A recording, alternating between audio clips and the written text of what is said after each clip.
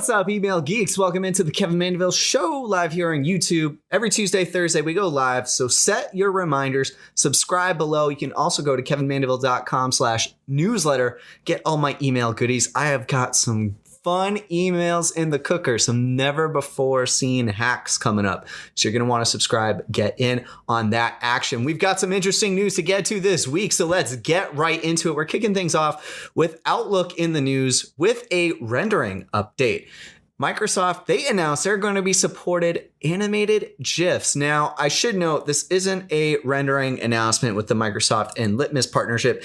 This is coming from their Office Insider's Twitter account, and they released the video with the tweet here. And this is really a promotional effort and really a feature coming on the user side to where users can come in, insert online pictures. This is really like a Giphy integration on Twitter to where you just get a search engine of animated GIFs that you can insert. And it's really on the user end. But what this means is that the rendering engine has to support animated GIFs, and this will work in Outlook desktop apps. And so we actually had a user on the Email Geek Slack, Chris Miles. He posted his video of it working in Outlook. Here's an example of a McDonald's email. What's interesting about this, though, and I'm sure it's not going to be perfect animated GIF rendering, but you can see that the animated GIFs play only one loop, and then they stop, and then they have a play button to play them again, which is really odd behavior, but I guess you can't expect everything to be smooth sailing with Outlook all the time. So it looks like it will support animated GIFs, but it will only support one loop, at least just from what Chris's post shows, and just guessing from the videos I've seen here, like the little previews Outlook has on their documentation. That's what I think is going to happen. So be on the lookout for that. It just might be, instead of having to focus on the first frame, now you may have to focus in on the end frame. This isn't widely available yet. This is a part of their Insiders program. So for version build 1901, which started just a few weeks ago, you can get this update for what their documentation says is interesting. I don't think this is true, but at least on their, because I think this is just sort of a generic documentation templating that they have. But in the documentation where they say it says add graphics to messages in Outlook, it lists Outlook 2019 through Outlook 2010.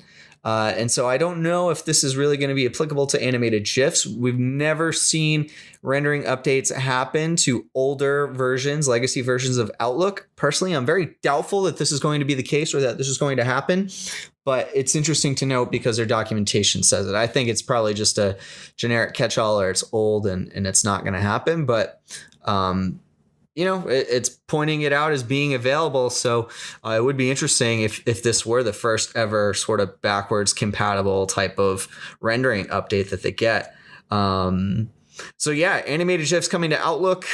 This would just be a nice little enhancement, even if it's that one loop. Personally, I don't think it's really that big of a deal just to serve up a separate image for Outlook desktop, but yeah, this would definitely make our lives easier. So things are looking up on that end. Hopefully this will just improve and there's more things to come from Outlook. Also on Outlook, on the rendering front, Outlook.com, I had gone over in previous episodes to where there was a small instance of where there was media query support happening, responsive email support we saw. Then they rolled it back. It was just a part of a test as they were preparing to launch. And they had publicly came out and announced in December that it was going to be in early 2019. Good news, everybody. As of right now, I'm seeing this work now in Outlook. Thanks to Mark Robbins for discovering that this update has gone live again. And so this is behaving in the exact same way that I saw it for that brief period of time. And I'm happy now that I'm recording it at a time when I have access to show you so that you can actually see it. So if I have my basic media query document here, and I will share this code as well, just check the show notes for this so that you can have access to it. Just a basic media query email just to test all the different types of media queries to see how it's styling. And again, probably the biggest thing, obviously it's supporting all the standard ones, but the biggest thing is that it now supports the WebKit media query targeting. So you may want to change up your WebKit media targeting to using supports instead of the WebKit min device pixel ratio of 0, as Outlook web apps are going to be included in this, even though they're not going to be as supportive for other clients that use WebKit like Apple Mail and iOS Mail. Interesting to know about interactivity, and this is something that Mark Robbins is obviously cares a whole heck of a lot about in the testing. So input elements support the check pseudo selector, but only when referencing the HTML in the CSS. It doesn't support the check pseudo selector on classes or IDs, which really limits your functionality with interactive email. Now you can prefix those inputs or the body with, its own class, and you could do some OWA targeting that way. The bigger thing for me right now is I'm not seeing label support. So here you can see my example of an email to where you can check and uncheck an individual input element, but if you try to click the label isn't responsive towards the interactivity at all, which it should be.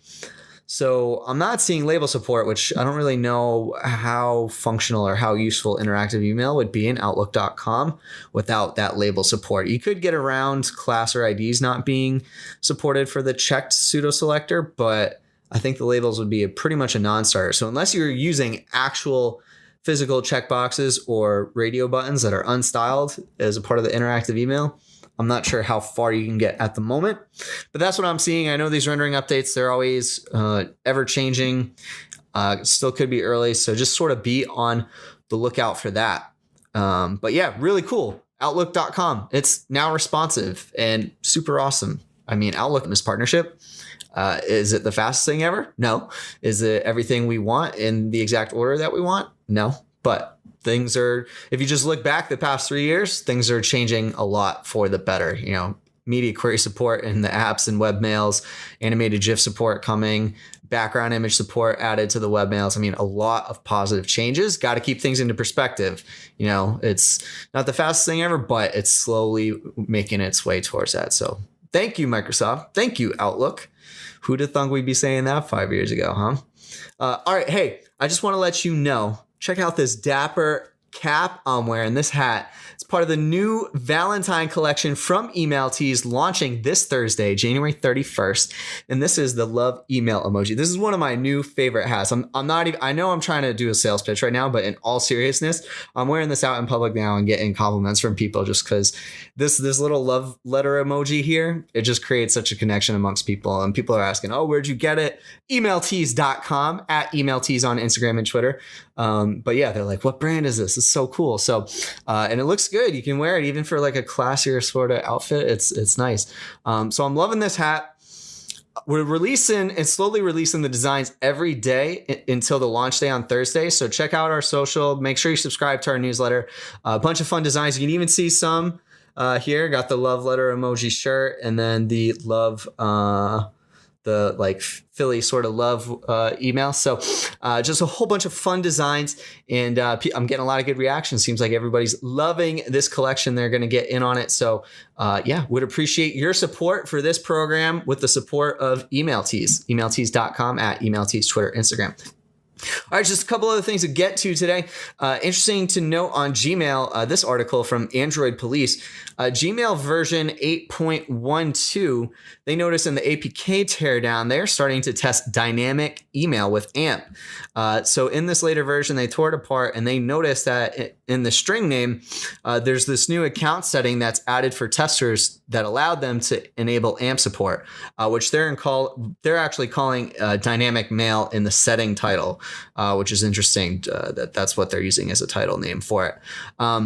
So again, this has been such a slow and mysterious rollout for exactly when Gmail is going to be releasing AMP. It keeps getting pushed back seemingly, and there has still been zero documentation over what email accounts and which email clients, which email versions of Gmail this is going to be taking place in. My best guess, personally speaking, and adding this article to this theory as well is that AMP will be supported wherever responsive email is supported and that update happens. So I think it'll be happening in the webmail. This is an indication that it will be happening in the mobile apps as well. And so I think it's really just going to come down to, is it for that updated, like modern rendering parser that they have, or is it going to be using a POP or IMAP account to where they have limited CSS no support? So that's my guess. It's going to mirror exactly what we saw with the responsive email update in 2016 with the support of embedded styles and media queries. I would be surprised if they did something different. But that's just my theory. But you can check it out. There's the APK mirror for this v8.12 release here, and you can start testing it out or start playing around with it. Again, this is all sort of theory as well. This isn't. I mean, and even Android Police says this. This is kind of speculation for what Gmail's testing. So. It's all just kind of theory work, tearing apart the APK right now, just taking a peek at it. But that's my theory on it. That's what I think is going to happen.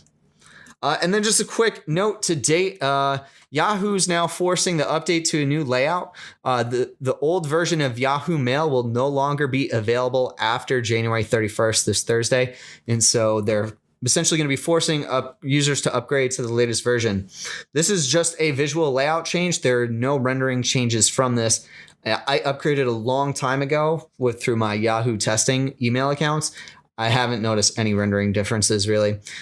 If there are, they're super edge case. The only sort of rendering difference that I typically see on Yahoo is there is a CSS difference between the free or pro versions of Yahoo Mail, and that can affect sometimes centering depending on if you're using center tags and tables and how they're used.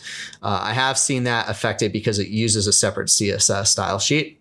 Apart from that, though, and apart from some other really random weird edge case, there's really no rendering changes to have to worry about. So this should really just be a visual UI change. I wouldn't worry too much about that. All right, we're keeping this show short and sweet today, trying out a little bit of a shorter format. Let me know how you like this one. Again, reminder, we go live every Tuesday, Thursday, 12 p.m. Eastern time, live here on YouTube. Subscribe, kevinmandeville.com/newsletter. And I would appreciate it if you check out Email Tees, emailtees.com, the Valentine collection. You can get this hat. It's going on sale Thursday, along with a bunch of other cool email swag. All right, email geeks, spread the love, y'all. See you Thursday. Bye.